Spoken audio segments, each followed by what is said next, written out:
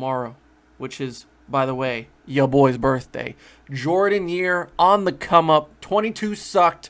2020 sucked. I was about to say some stupid stuff, but it was just a bad year. We've come a long way in a year from when we really started doing this podcast. We're on the up and up. We're closing in on 100 subs. We're closing in on 12, 13. What the fuck was that? Woo! It's the boy, Bubba, let's coming through. Hella clutch, flawless, can't be touched. It's your boy, Bubba, let's. Yeah, I need that hot take. I need the truth and everything that is not fake. Welcome back, Bubba Bunch, to another edition of the Bubba Let's Sports Podcast. It is episode 184. This is winners and losers of Week 8 in the NFL. You know we love winners and losers on this podcast. Now today, we're riding solo dolo with the absence of Kevin himself. He has to take care of an emergency, so let him take care of what he needs to do. I'm going to do it solo today, but we're going to do it for Kevin. If you'd like to shout him out, if you'd like to say prayers up, and hopefully everything is okay, go on my Twitter, go on my podcast Twitter, and you'll find his @. That way you can shout him out. But just give him some love. He needs it right now, and he'll be back soon. But for now, he needs to take care of that. So let's do it for Kevin. And it's election day, so hopefully you voted. I'm a very political person, so this is very important to me. I lied. I just voted because, yeah. But go vote if you haven't already. You're probably watching this too late, but it's never too late. But anyways, it's also a very important day tomorrow. When I'm recording this, November 3rd, Election Day, but November 4th sounds pretty dang nice. It's your boy's birthday. It's the most important day of the year, ladies and gentlemen. I'm turning 23. It's the Jordan year. And I love me some Jordan. This is not my last dance. This is only the beginning. But 22 sucked. And, let's not do that again. 2020 has been a rough year. Last year has been a rough year. Our progress in the last year, since when we really started doing this podcast till now. We're closing in on 100 subs. We're getting over 1,200 listens on audio platforms. And we're building the Bubba Bunch more than ever. So if you'd like to support me on my special day, as you should, go ahead and go on that link down below, anchor.fm/BubbaLet's, and donate. Subscribe to the podcast for $1, $5, or $10 a month. And if you'd like to subscribe to YouTube, if you haven't already, and follow the podcast on audio platforms, follow us on Twitter, be a part of the Bubba Bunch, and support me in my Jordan year. It's the best year yet. Guaranteed, people, because we're on the up and up. And with the up and up means winners. And with winners, you know what the winners get. They get, oh, a little bit of the bubbly. Losers, though, let's get sad. And for an honorable mention, the one and only LeBron James. Put some respect on his name. And put some respect on the honorable mention of the week, which we'll get to. But, LeBron, take it away.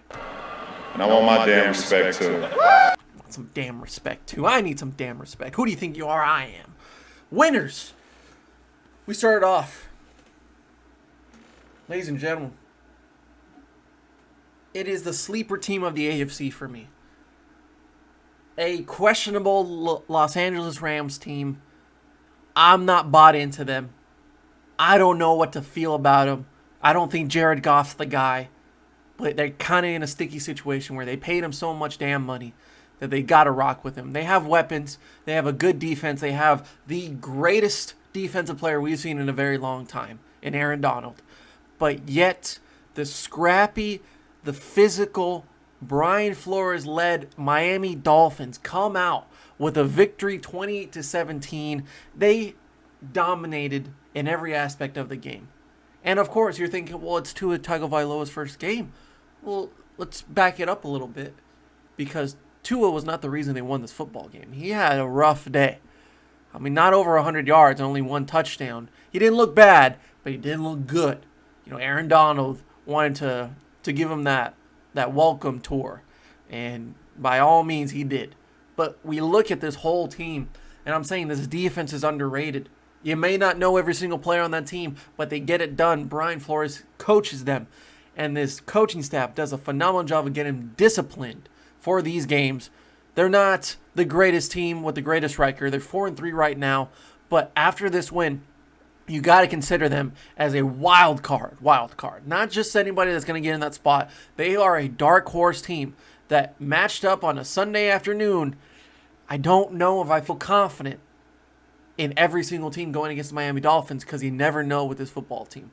And when we're talking about Tua Tagovailoa, 12 of 22, 93 yards, 1 touchdown. Didn't look bad, but there is some improvement. I think the nerves really got to him in his first start in the NFL, considering that a year ago he was dealing with that hip surgery, and it was a matter of whether or not he was going to play football anymore. And here he is going against Aaron Donald in his first start. You can't blame him for not being a stud on the stat sheet yet, but do I think the move was too early? Yes, but we're going to rock with it because I think overall this team brings a lot to the table on all sides of the ball. And you got to consider special teams is still an important part of this game of football in general. They had a punt return for a touchdown and a fumble recovery for a touchdown back to back. They're just killing it at all cylinders. And they have some really great players that they got in the offseason. Like I said, they are well coached. And you look at them right now in the standings. 4-3, second in the AFC East. They can easily slide into that last wild card spot now with 7 teams out of each conference. I'm saying that right now they got to take advantage of this because that last quarter of the season on their schedule is going to be rough. And I mean rough with Kansas City, New England. They'll figure it out eventually. Oakland, who's been a scrappy team as well. That'll be a good matchup. And then Buffalo, who is still 5-2. They're still a good football team, but they're struggling a little bit right now. They have some good games going forward in the next few weeks, so they really got to take advantage of these wins soon enough. But I'm really good about how I feel about the Miami Dolphins. You know, I said they were my sleeper team in the AFC, and I had the Arizona Cardinals in my NFC, so I think I'm doing pretty well so far. But Miami Dolphins, you know, really proving themselves against a Rams team that is unpredictable. They have great players. They have a great coach, but I'm still not sold on them. This is a huge victory for them. So you know what a winner gets, they get. Oh, a little bit of the bubbly. Love the bubbly, and it feels good in that Miami Heat. Number 2, we stay in Florida. And I know what you're going to say. Well, I mean, you know, Tampa Bay, they beat the Giants, but that's not something to, you know, hoopla about. I said hoopla. But I'm talking about sunshine in the Sunshine State. Jacksonville. You're saying, oh, they're 1-6. Why are they a winner? Because right now, Jacksonville is 3rd on the draft order, just behind the New York Jets and the New York Giants. And they benched Gardner Minshew. So you think that the Minshew magic is finally gone. Magic doesn't exist. It's not real. It was a good run, kid. You know, that mustache is Uncle Rico vibes. But it's time to move on. Gardner just ain't it. And that offense is too damn good with a rebuilding defense. Now, do I think Doug Marrone is the guy? I don't think so. So maybe we look at some changes going on in Jacksonville. But I'm saying you're 1-6 right now. And you're only a game behind New York of the Jets because they're winless right now. And you're tied with the Giants at 1 win. I'm saying, man, I'm looking at the Jets and I'm saying they got Sam Darnold. So I think they're good on the quarterback. Even though I'm not a huge fan of Sam Darnold, he has not been given the opportunity to really show his talent and his athleticism with a atrocious offensive line and an overall team that doesn't know how to coach, that doesn't know how to play hard. And it's not getting any better in that Jets facility. And then you look at the Giants, who somehow think that Daniel Jones is the guy. And by all means, he's not, considering what I'm going to talk about later on. But they're just so oblivious to the fact that Daniel Jones is losing them football games. I really think the Giants, with how good their defense played last night against the Tampa Bay Bucks, they could win some games. They should have beat the Cowboys, in my opinion. And they've been really close against the Eagles. They've been close with the Bucks. So you can say that this team should have more than one win. They have played hard. And I don't think a lot of people give enough credit to Joe Judge for the job that he's done. I get it. It's a really bad football team in general.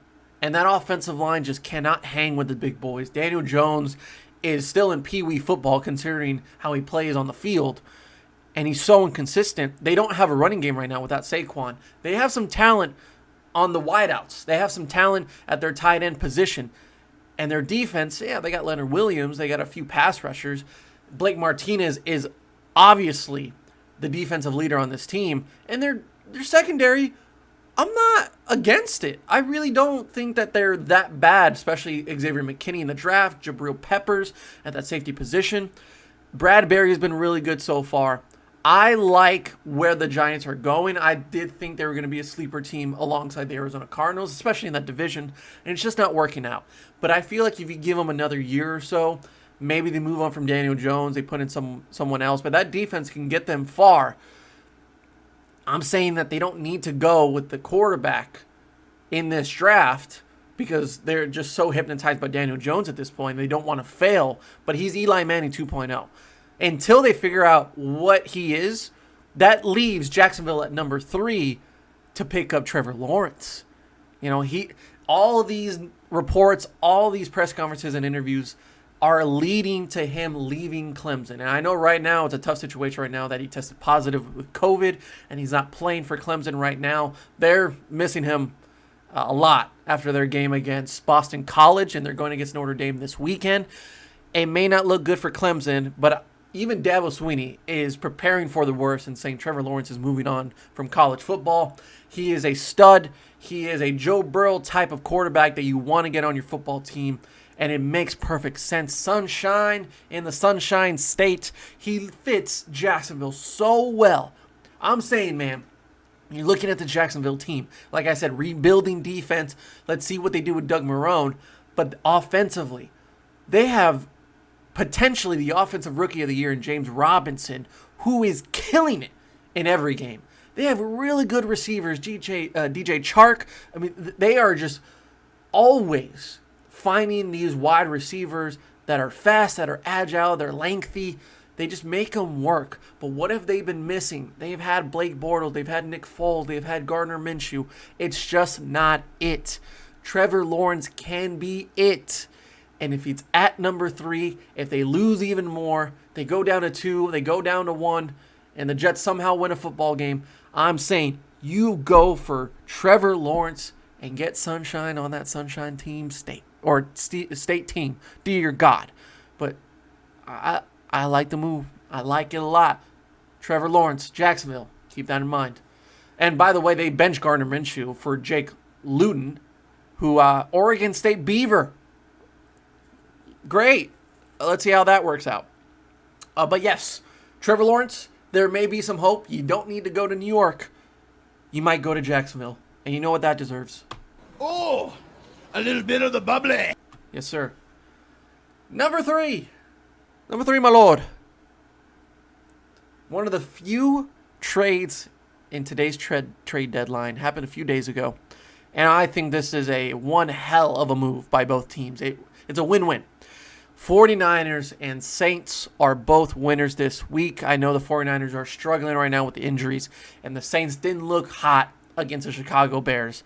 And defensively, both of these teams could use help. Well, now they're just swapping some linebackers. Quan Alexander, a really big reason why the 49ers had a really good playoff push last season that got them all the way to the Super Bowl. But getting Quan Alexander at that late part of the season was a huge part of it. And that defensive front was something to admire, really. And Quan Alexander is a reason why. You look at the other side, he gets traded to New Orleans for Kiko Alonso, who has been, to me, one of the best linebackers in football alongside Demario Davis. This linebacker core in New Orleans has been one of my favorites to watch in football.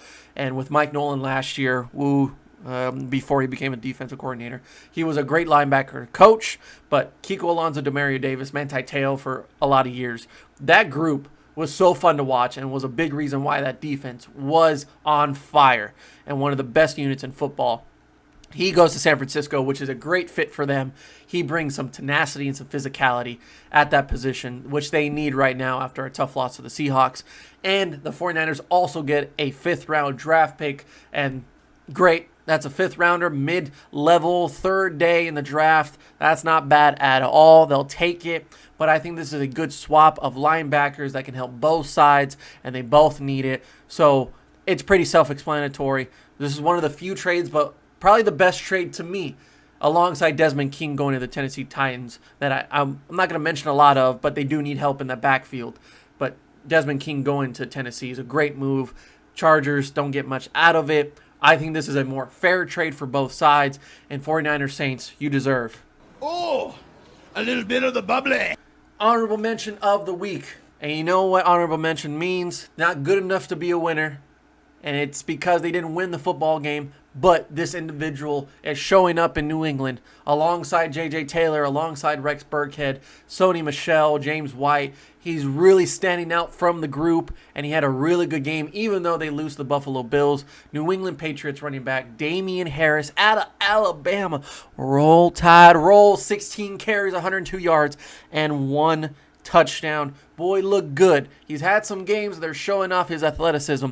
And, of course, in New England, there's always going to be a switch about which guy gets the carries this week. It's the matchup. Bill Belichick always swaps them out. But for this week, Damian Harris gets the call, and he gets a really good game. These Alabama running backs are just all coming out of nowhere, and they're finally working out. You know, ever since Trent Richardson, I feel like they've just stacked the board with great running backs across the league. Derrick Henry, Alvin Kamara at one time before he really showed up in Tennessee. You're seeing the potential in Najee Harris after this year. He could be a great addition in this year's draft. But Damian Harris, one of the few that wasn't talked about a lot. Bulky, strong, agile, and he had a really good day against the Buffalo Bills. Honorable mention, Damian Harris. And I want my damn respect too. Give him his damn respect, ladies and gentlemen. We move on to losers of the week, and let's get a little hot. You know what they get? They get a little bit of Stephen A. But first loser of the week is all the NFC contenders. I didn't enjoy watching these games. I wasn't impressed at all by these NFC contenders. And other than the Philadelphia Eagles, who did get the win, but aren't going to do much in the playoffs, I'm looking at every single other contender and saying, I want more. I need more out of you. Because I'm looking at the AFC. I'm looking at what? The Chiefs? I'm looking at who else? I'm looking at the Bills. I'm looking at Baltimore. I'm looking at the Steelers that are undefeated. I'm looking at some teams that can really make a push at the end of the season, like I was talking about with Miami, Cleveland, Oakland as well. Other than the Indianapolis Colts, I think that every single one of those AFC teams can be a threat in the playoffs. So I'm looking at this NFC side, and I'm saying, well, they're just going to get pummeled if they keep playing like this. We start with the Seahawks, and I get it. They beat the 49ers badly, 37-27. It was a one-sided football game, but you got to look at the 49ers. You got to say they are beat up, they are banged up. They are not the same 49ers team that went to the Super Bowl last year. They don't even have their star players. Literally, they don't have any of their star players on the field right now. And they lose George Kittle again. They lose Jimmy Garoppolo again. They lose Raheem Mostert a few weeks ago. Deebo Samuel, he's been dealing with injuries as well. Richard Sherman, Solomon Thomas, Nick Bosa. That's why they made the trade for Kiko Alonso, because Quan Alexander, brings something to the table, but they need those draft picks as well. You kind of give up on this team now. They're last in their division, and that NFC West is so good right now, alongside Seahawks, Arizona, and the Rams. It's a toss-up for anybody in that division. But I'm concerned about the Seahawks team, especially on the defensive side. No one's going to question what Russell Wilson can do for this football team. I see glimpses and I see visions of what the Baltimore Ravens were last year. I'm seeing a team that is winning a lot of football games. But when it comes down to those hard matchups, let's say, for instance, for the Seahawks, it's the Patriots game. It's the Arizona game. I'm looking at these games, I'm saying, like, Russell Wilson's dealing, right? But they are giving up a lot of yards. They're giving up a lot of points. They are the worst team in football at giving up passing yards. I mean, they are the worst in football. I know that Jamal Adams is out, and their secondary isn't the Legion of Boom anymore. They're consistently looking around the league for trades. They're looking for deals on defensive ends, pass rushers, and linebackers. They were looking at Aldon Smith. They were looking at different guys around the league. I mean, they traded for Carlos Dunlap, for God's sakes, who may be a problem in the locker room, but I feel like Pete Carroll will do a really good job of handling him. Let's see how he does post-Bengals years. But they're trying to do different things. That's a great football team that is trying to improve every single week. But for right now, I'm saying you can put as many points on the board with DK Metcalf and Russell Wilson. But when you make Nick Mullins, and I get his garbage time, but Nick Mullins really did well once Jimmy Garoppolo went out in this football game and made it that 37-27 game. If we're playing a full 60 minutes and we're playing against a really good quarterback and a really good offense, it's going to be a shootout. And you can't rely on your defense to win you a lot of those games. So I'm not high on the Seahawks right now. I'm high on Russell Wilson. But I'm feeling a Ravens type of 2019 season in Seattle. Packers could not stop Dalvin Cook. He had 4 touchdowns in total, 3 of them in the on the run, and he went over 200 yards in that game. That defense is not built to stop a guy like Dalvin Cook, and that offense needs a wide receiver. But guess what? Trade deadline is over, and they don't make a move. They didn't go for Will Fuller, John Ross, Golden Tate. They didn't go for anybody. And there's disagreements in that organization saying, oh, what's the point of getting a wide receiver, an elite level wide receiver, for a short-term deal? Well, it kind of makes sense when you're going for a Super Bowl, especially this season that's in turmoil. But I don't understand why the Packers don't make that move. They didn't make any moves. And I know that they are really hesitant to go in the free agency market, and trade deadline falls into that. But you got to understand that Aaron Rodgers is not getting any younger. You have some problems right now in the running backs because Aaron Jones is dealing with that injury. A.J. Dillon gets tested positive for COVID, and Jamal Williams is out because of that. So they're really low on running backs right now. They're really weak. So you got to rely on that passing game. And I don't understand how you have Aaron Rodgers, who is feeling good, feeling loose, and you feel like Davante Adams is just enough, and Allen Lazard, Valdez-Scantling is plenty for Aaron Rodgers right now. I don't understand the move. And when you lose bad to the Minnesota Vikings, who are just so unpredictable, and you don't do anything with it, that's kind of disappointing. I said a few weeks ago when the Tampa Bay Bucks came, this is a reality check for the Packers. Well, it looks like reality hits again, and they don't realize it. So Packers, you kind of disappoint me here. Tampa Bay Bucks, like I said earlier, narrowly beat the New York Giants on Monday Night Football. Daniel Jones actually looked good in some points, but of course he turns the ball over. Really disappointed and really lackluster in a football game in general. I didn't care how the game ended and how good of it ended with Daniel Jones on that final drive. But for God's sakes, man, you can't be struggling against a Giants team like this. And with a lot of weapons on offense, Tom Brady put up numbers. Their running backs put up good numbers. I think overall it was a good offensive, game plan. But they didn't execute and finish these drives. And that's really disappointing because of how dominant you're supposed to be. I thought the games against the Packers and I thought the games like past the Chicago Bears on Thursday night was finally the reality check for this Tampa Bay Bucks team. So it's kind of like one step forward, 3 steps back for Tampa Bay because I wasn't really impressed by Bruce Arians and this football team last night. So again, disappointing for the Bucks. The Saints and Bears game going into overtime, even that, I was bored watching this football game. You think I wanted to watch Nick Foles go 3 and out every single drive? No.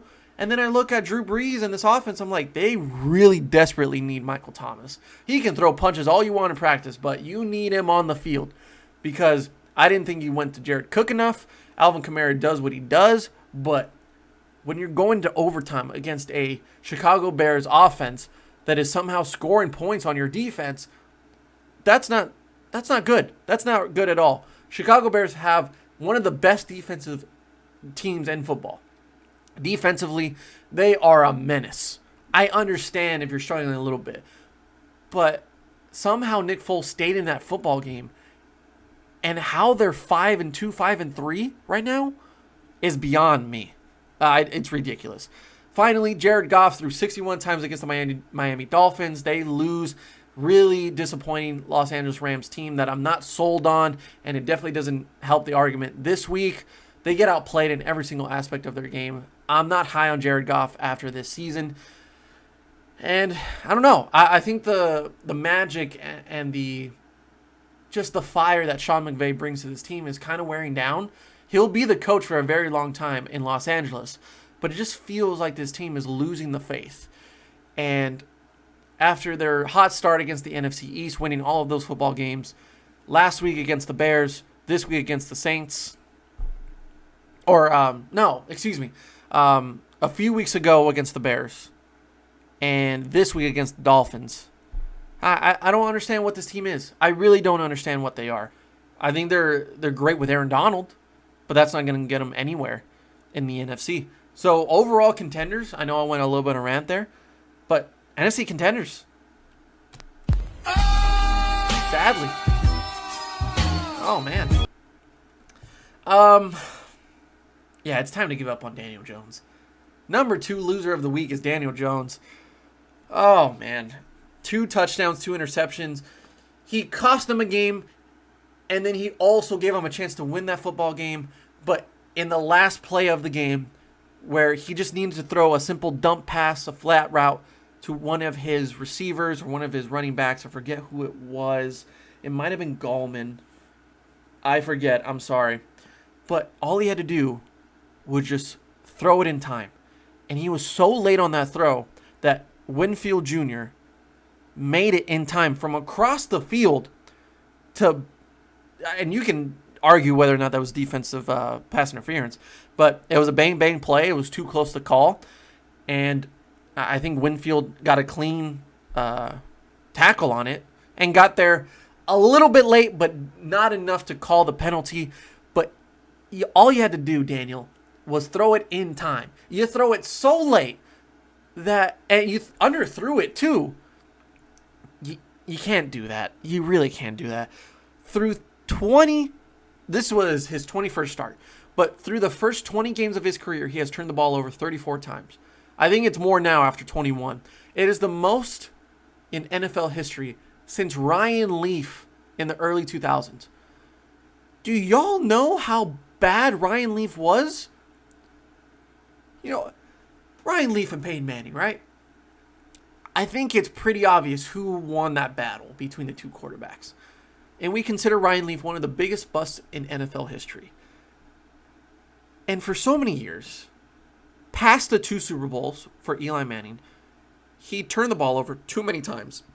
He cost his team a lot of games. And he was a .500 quarterback. And yet, they don't learn from that situation. And they think that Eli Manning 2.0 and Daniel Jones is the answer. Through 21 starts, this man turns the ball over more than anybody else. Let's say, for example, you look at Tampa Bay and you said, well, they moved on from Jameis Winston because he turned the ball over so much that he cost them football games.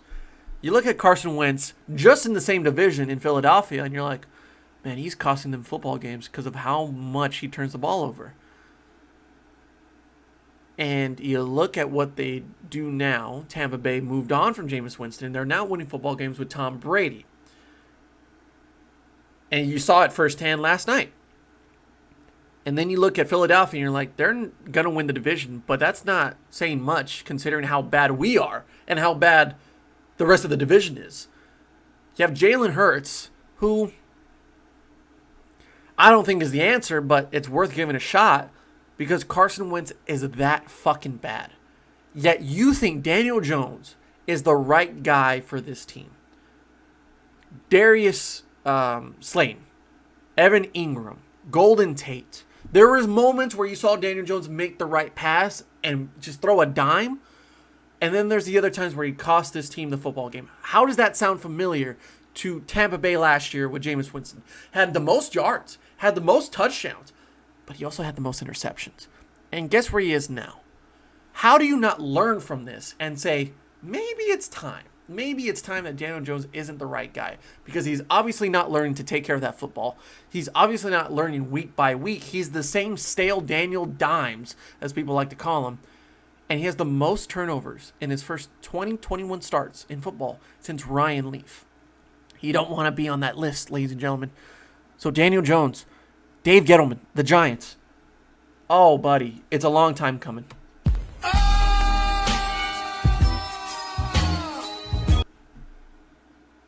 Number 3, last loser of the week. For like the third time this year, NFL, Roger Goodell, the league itself. You are just throwing. You're throwing 2020. You're literally throwing. I don't comprehend how bad you are handling this season. No offseason. Basically no training camp. No preseason. And in the first 8 weeks, I've never seen so many injuries around the league.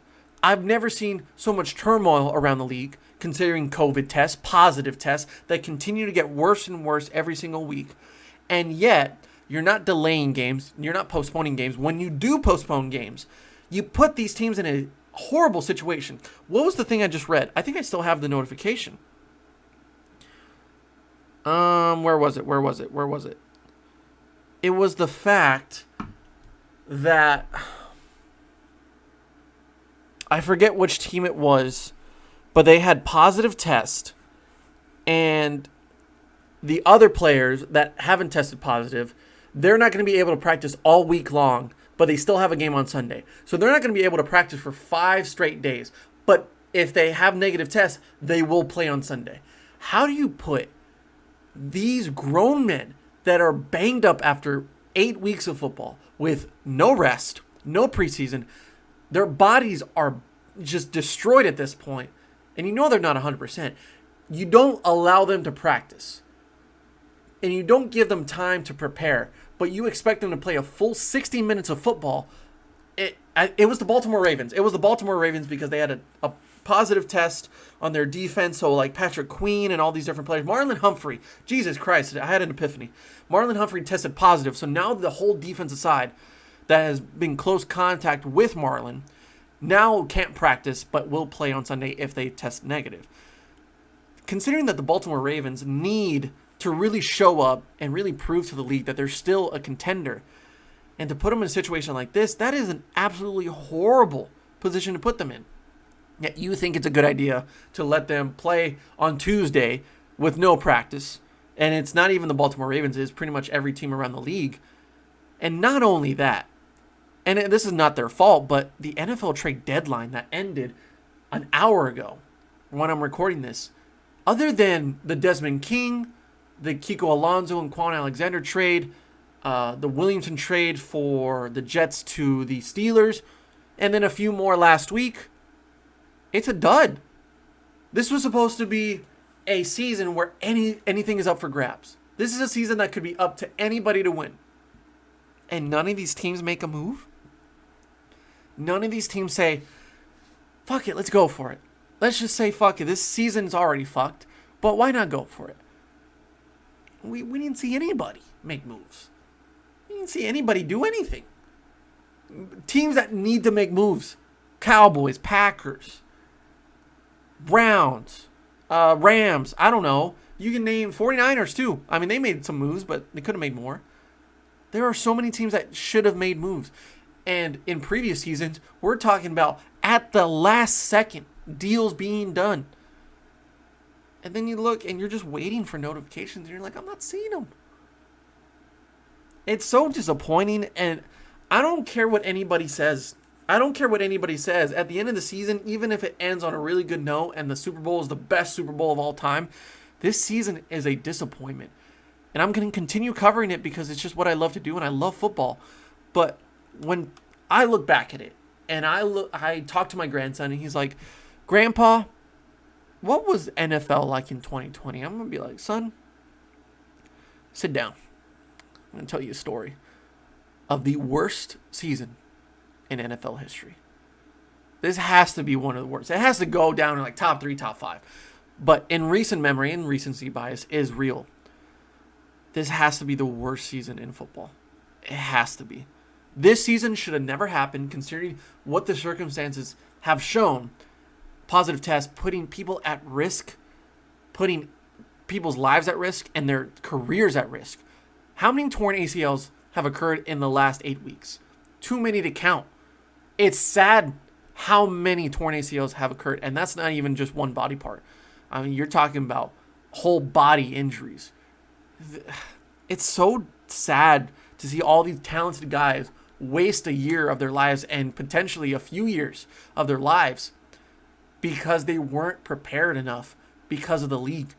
So NFL trade deadline teams around the league, oh my God.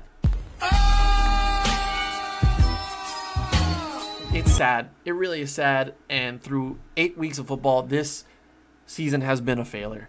I'm sorry to end it on that note, but I'm really disappointed by this season. I'm going to continue watching because I love football, but watching these games is it hurts. It really does, and I don't mean that in a very overdramatic way. It's just so sad to see all these guys get hurt, and the league doesn't care about it. They really don't. All right, that's going to do it for episode 184 of the Bubble Let Sports Podcast. Hope you enjoyed this.